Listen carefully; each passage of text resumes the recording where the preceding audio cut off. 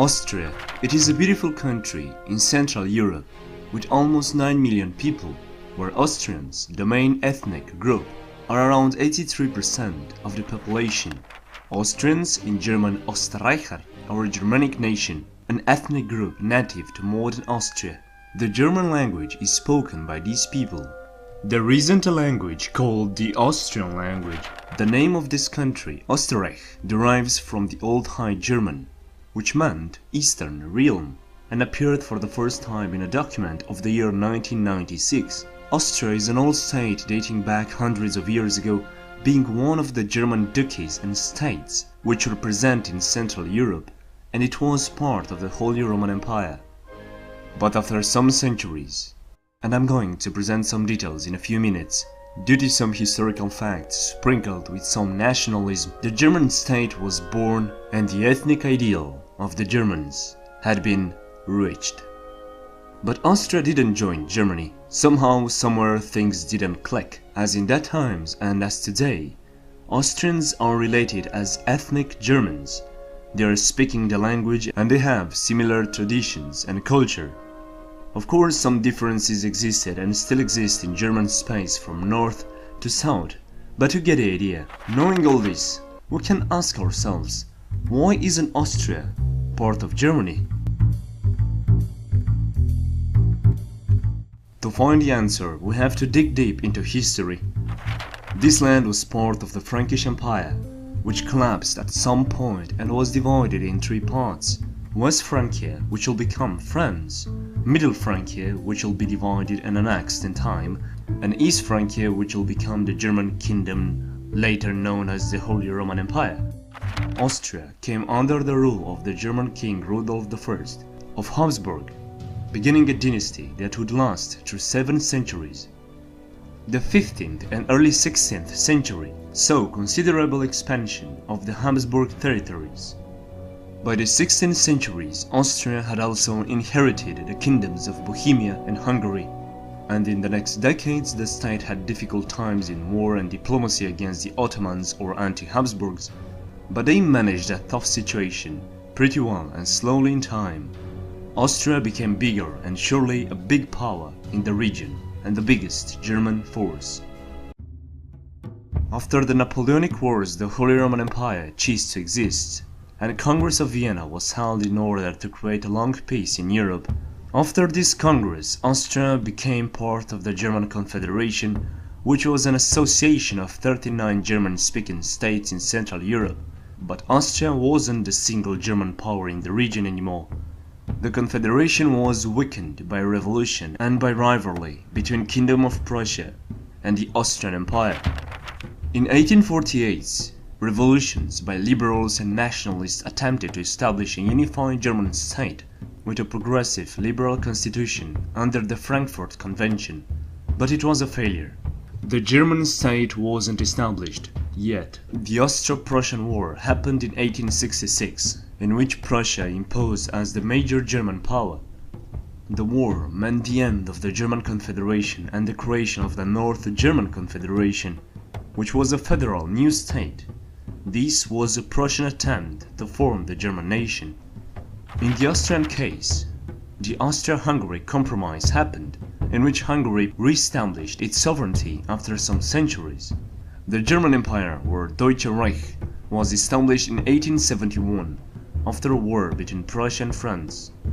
This new empire was dominated and unified by Prussia, which wanted to gain control over all countries with German ethnics. They were ruled by the family of Hohenzollern. Meanwhile, Austria was a country ruled by the Habsburgs, and still a big power. Now in a dualism, the size of the empire was the second largest in Europe, and if we are speaking about the number of people, it was the third after Russia and Germany, with 55 million people.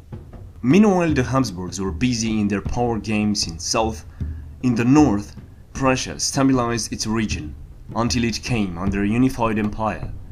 So politics and ideologies of some royal families were critical in what would happen in the history of Germans. The German Empire was mainly based on German ethnicity and nationality.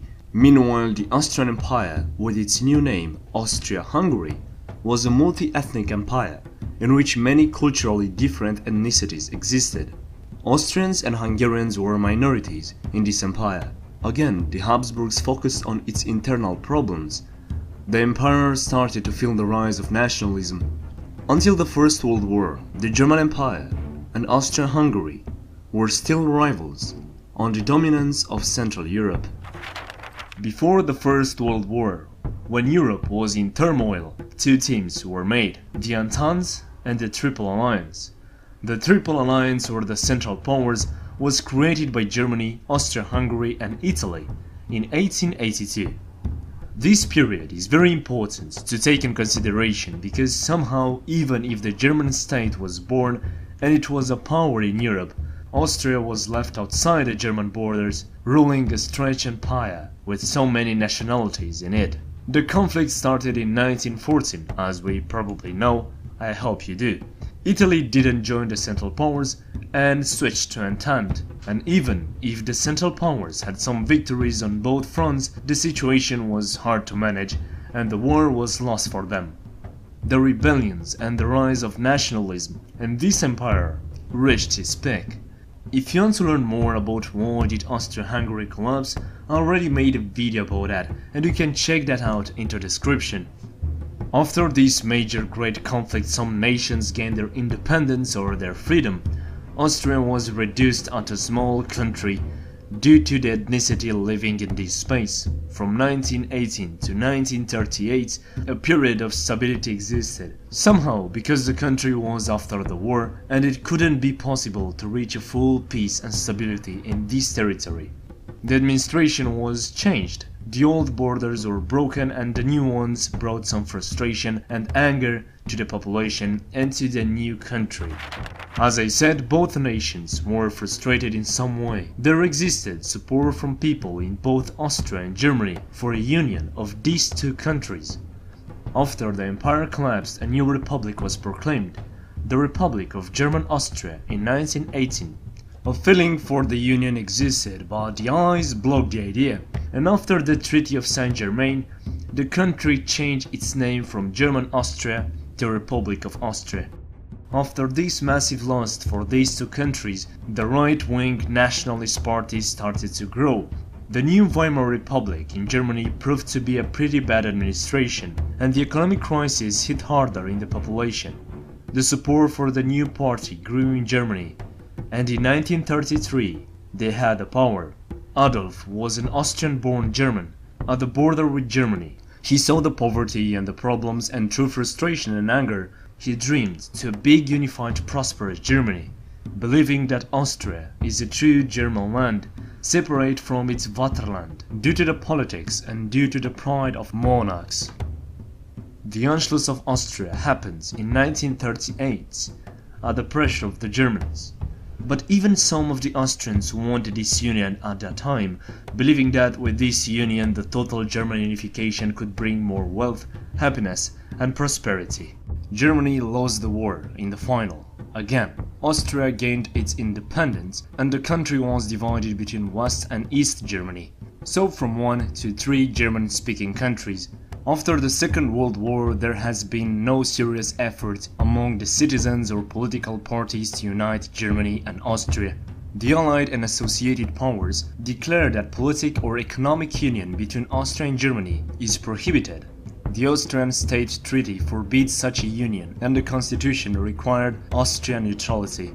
Austria began to develop a separate national identity from Germany. In 1987, just 6% identified as Germans. Also, many more know that they are speaking the German language, they are brothers or same people by ethnicity, but Austria maintained itself separated, having a big history behind, in which wasn't part of an unified Germany.